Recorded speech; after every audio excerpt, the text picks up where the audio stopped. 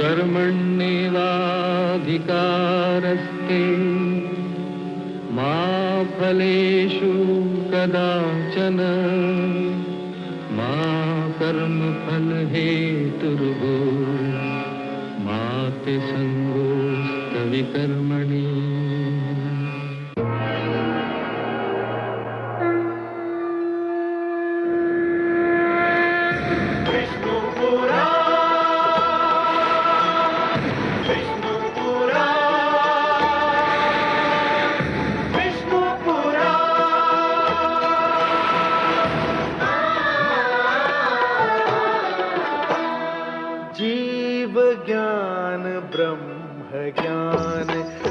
श्री विष्णु पुराण ओम की कथा महान। जय श्री विष्णु पुराण विष्णु पुराण विष्णु पुराण विष्णु पुराण। मैं माँ हूँ, धरती माँ। भाग्य का लेख कोई नहीं मिटा सकता और भाग्य अपना लिखा पूरा करने के लिए कभी कभी ऐसी परिस्थितियां पैदा करता है कि बुद्धि चकित रह जाती है। श्री राम जनक नंदिनी के स्वयंवर में भाग लेने नहीं आए थे, किंतु जब सब शिव धनुष उठाने में असफल रहे और जनक शोक में डूबने लगे तो गुरु श्रेष्ठ विश्वामित्र ने अपने प्रिय शिष्य को धनुष उठाने का आदेश दिया। उन्होंने गुरु का आदेश मान लिया, परंतु परशुराम तूफान बनकर आ रहे हैं। मेरा दिल धड़क रहा है। हे अंबिकानाथ, हे वीरभद्र, शक्ति दो, शक्ति दो भगवान, शक्ति दो।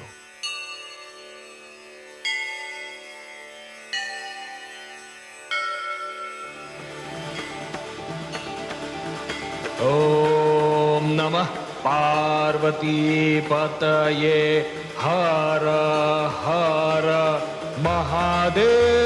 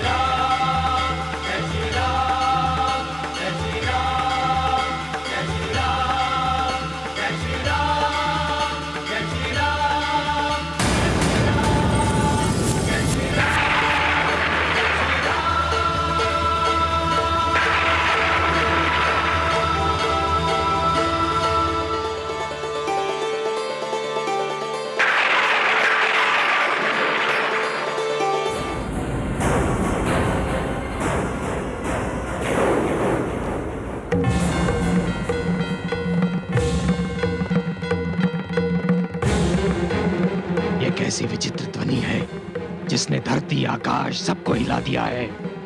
अवश्य ही किसी ने मेरे आराध्य एवं गुरु शिव का धनुष तोड़ दिया है। जिसने भी ये दुस्साहस किया है, ईश्वर की सौगंध, उसने स्वयं की मृत्यु को निमंत्रण दिया है।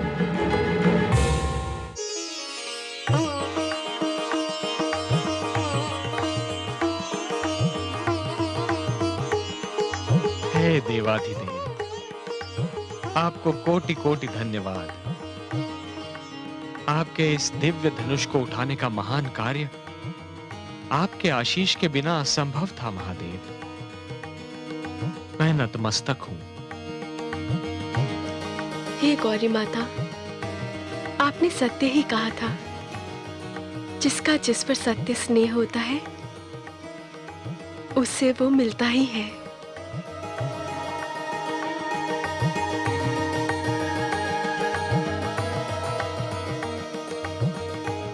हे क्षत्रियो,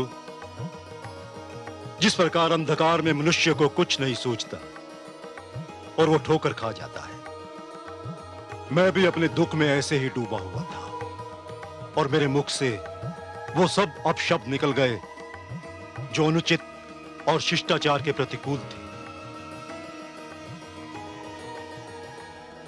मुझे सब अपनी कही हुई अपमानजनक बातों के लिए खेद है। कृपा करके आप सब मुझे क्षमा कर दीजिए।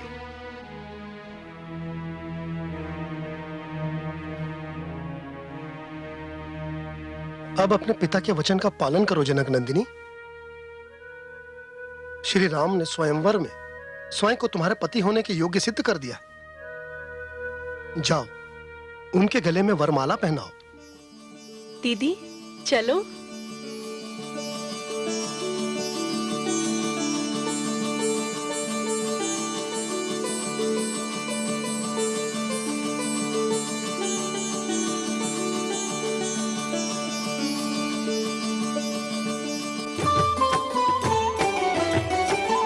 मंथर गति नैना अकुलाने, चली विजय माला पहिराने।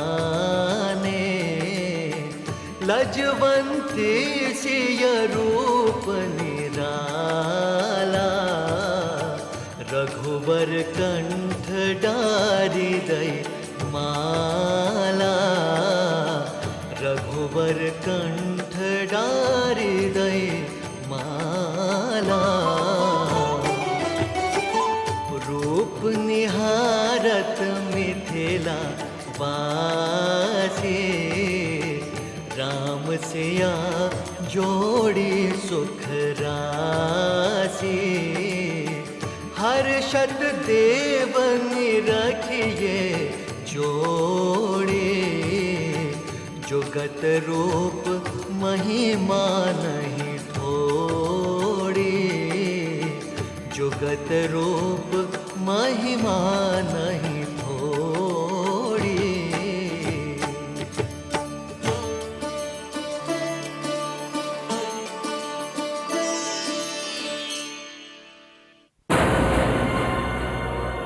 शंभो!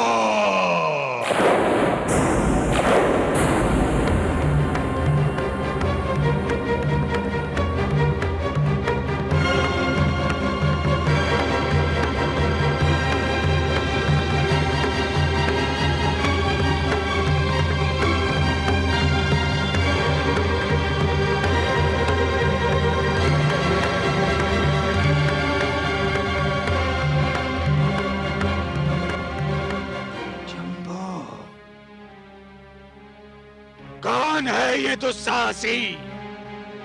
कौन है? जनक! ऋषिवर,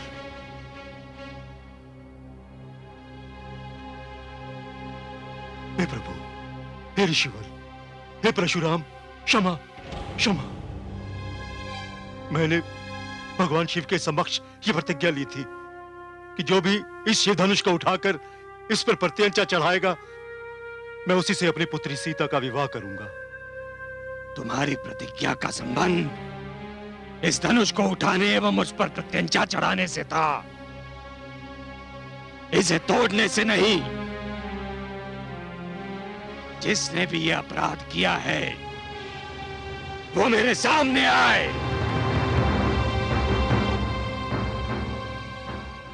ऋषिवर, यदि यह अपराध था तो वो अपराधी ये दशरथ नंदन राम है। किंतु मेरा विश्वास कीजिए ऋषिवर, मैंने यह अपराध जानबूझकर नहीं किया है। प्रत्यंचा चढ़ाने की चेष्टा में धनुष मुझसे टूट गया। यदि आपको इससे दुख पहुंचा है तो क्षमा प्रार्थी हूं।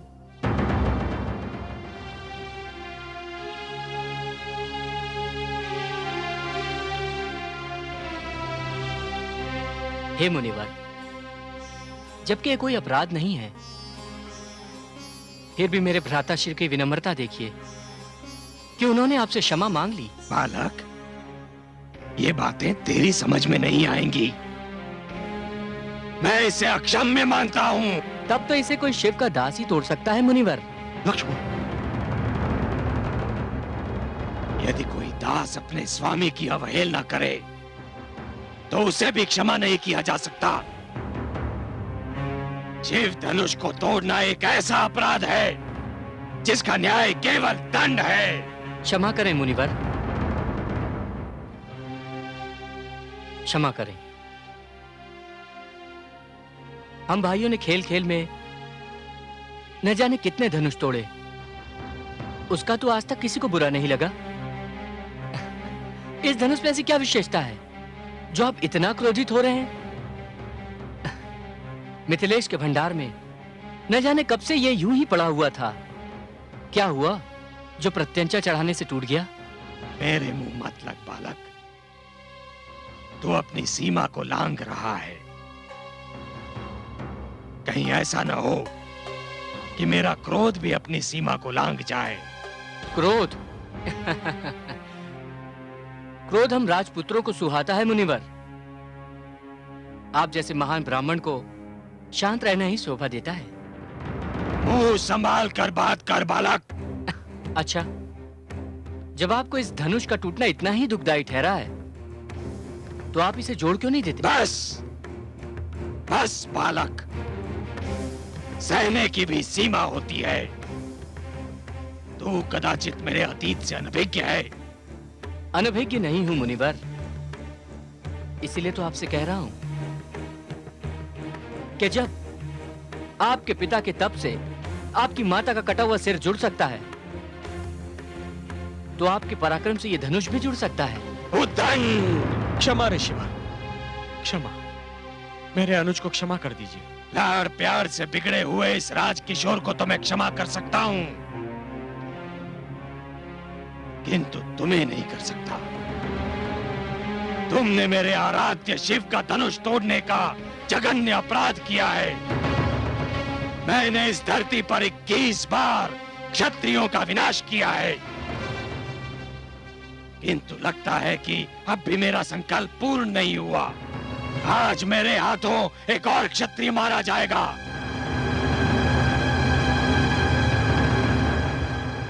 तो अपना प्रण पूरा कीजिए मुनिवर। मैं तो भाग्यशाली हूं कि मेरा शीश स्वयं परशुराम जैसे महापुरुष की परशु की छाया में आ गया। किंतु मेरी एक बात अवश्य ध्यान से सुनिए मुनिवर।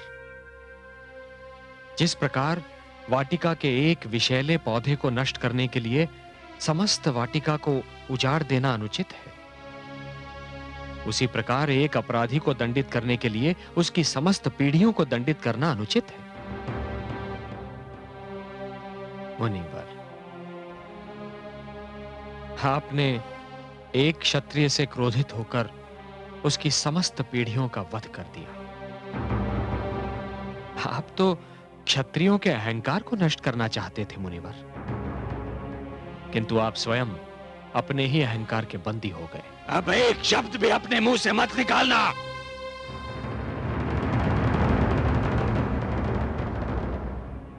क्यों मुनिवर?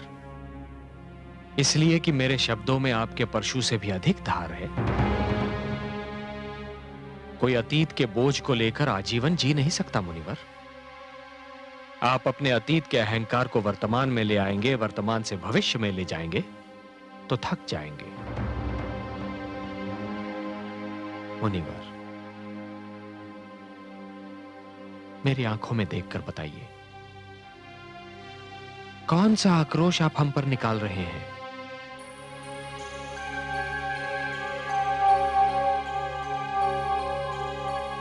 आदेश दीजिए मुनिवर। संभवतः तुम सत्य कह रहे हो रघुनंदन। मुझे अब शस्त्र की आवश्यकता नहीं है। ये लो, मेरे धनुष पर प्रत्यंचा चढ़ाओ। सोच लीजिए मुनिवर, कहीं ये भी टूट गया तो? अब ऐसा नहीं होगा राजकुमार। शिव धनुष के टूटने में एक संकेत था जिसे मैंने समझ लिया है। लो,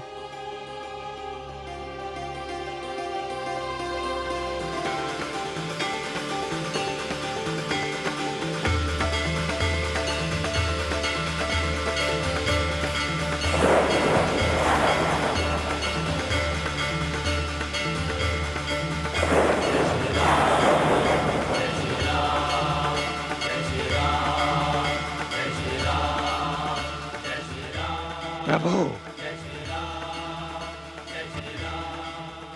प्रभु, राम अवतार आ गया है। हे नरश्रेष्ठ, मुझसे सचमुच भूल हो गई थी। अब मैं अपने अतीत के अहंकार से उतर गया हूं। ब्राह्मण होकर भी मैं क्षत्रिय कर्म करने पर विवश हो गया था प्रभु। अब मैं संपूर्ण ब्राह्मणत्व प्राप्त करने जा रहा हूं।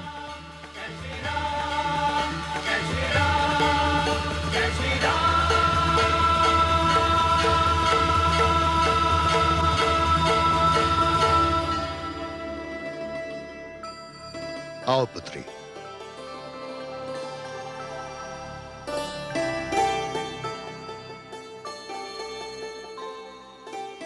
मिथिलेश, अब क्या विलंब है? शुभ समाचार अयोध्या पहुंचा दें और महाराज दशरथ से कहें कि शीघ्र ही बारात लेकर जनकपुरी आ जाएं। लग्न पत्रिका लेकर मैं स्वयं अयोध्या जाऊंगा।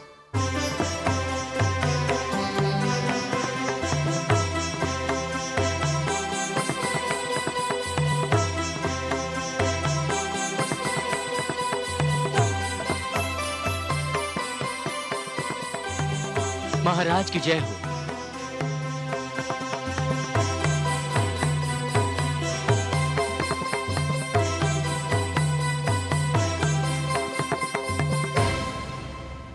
मिथिला राज्य के कुलगुरु ऋषि शतानंद महाराज से मिलना चाहते हैं।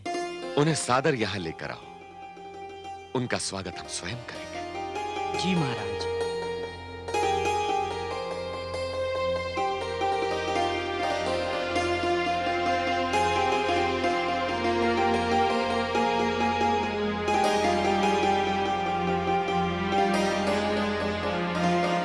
स्वागत है महर्षि।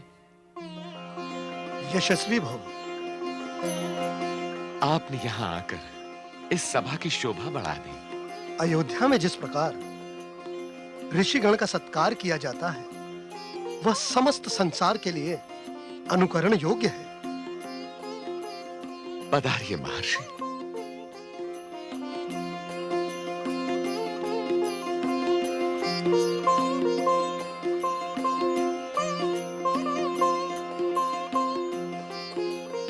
आइए महर्षि।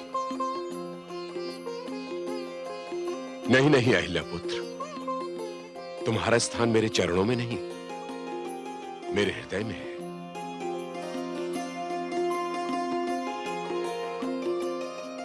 स्थान ग्रहण करें।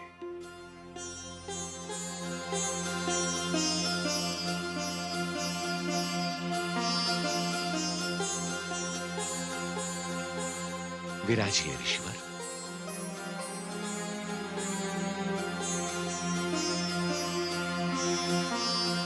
मैं आप सबके आश्चर्य को एक शुभ समाचार द्वारा समाप्त करना चाहता हूं। आप सबको यह जानकर अत्यंत हर्ष होगा कि दशरथ नंदन श्री राम ने शिव धनुष तोड़कर जनक नंदिनी राजकुमारी सीता को वधु रूप में प्राप्त किया है।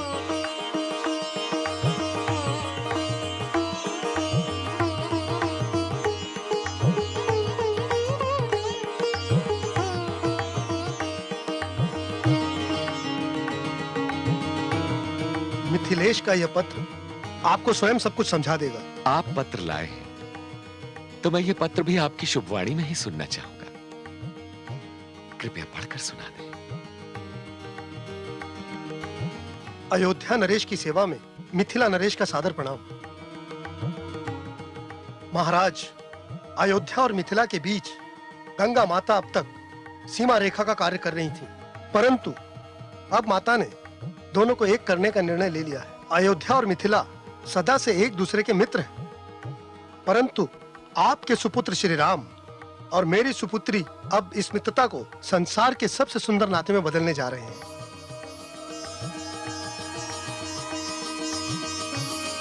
मेरी प्रार्थना है कि आप सब परिवार मिथिला पधारें और अपने कर कमलों से इस अटूट नाते के भव्य भवन की नींव रखें।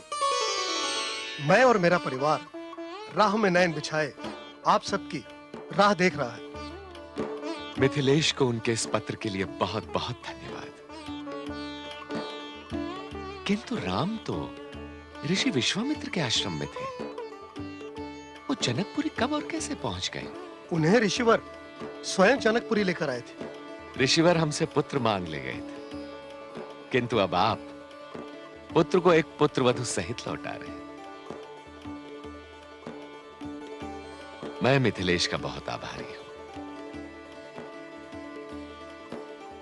राजकुमार भरत, ऋषि शतानंद के आतिथ्य का दायित्व हम आपको सौंपते हैं। राजकुमार शत्रुघ्न, हमें मिथिला जाना है, उसकी सारी व्यवस्था आप करवाएं। जो आज्ञा।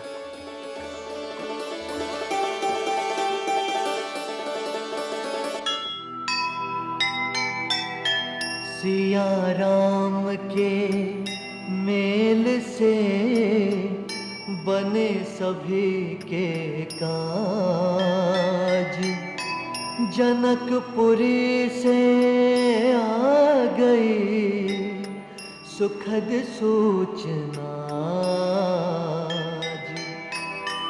झूम रहा है हर्ष से दशरथ का संसार, सारी नगरी हो रही स्वागत को तैयार, स्वागत को तैयार। जीव ज्ञान ब्रह्म ज्ञान अथ श्री विष्णु पुराण ओम की